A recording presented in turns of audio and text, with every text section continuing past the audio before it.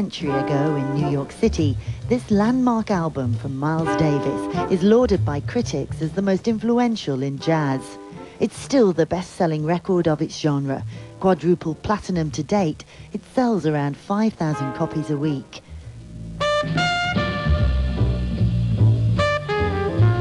Now 80, the drummer Jimmy Cobb is the only remaining member of the sextet which recorded Kind of Blue in March and April of 1959. In London to play it with his band tonight, he says at the time they'd no idea they were creating such a seminal piece. Well, I remember getting there first because I'm the drummer and I have to set up and all of that. And I remember the guys filing in and Miles, giving them whatever instructions that he gave them, which was very little. On the date, he was like a business kind of a guy. We were friends, so it was just something that we were doing. It wasn't a big thing, let's say. That's all I'm saying.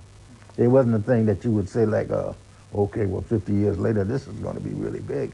If I'd have known that, I'd either be a Swami or I'd be someplace in the gambling place trying to break the house or something like that if I had that kind of insight, What is that, Tall Town? He just turned 30 for that famous recording. 50 years on, he's on a world tour with his So What band, still eagerly taking in all the places he visits, spotting what he says is a new addition to the skyline of this capital since the last time he was here, the London Eye.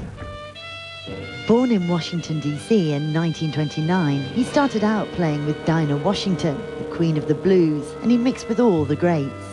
He says that's why people still come to play with him. He's a link to the past. I got to see Louis Armstrong, who was like the father of this jazz music. I got to know him. And, just people like that. Duke Ellington is from my hometown. Count Basie, I got to meet all those people, so, because I was on the road with Dinah Washington. I get a lot of guys coming to me to want to play with me because I played with certain people that they've only heard about, so I get that kind of action too. But he says it's Kind of Blue that people most want to talk about, the album they always bring for him to sign.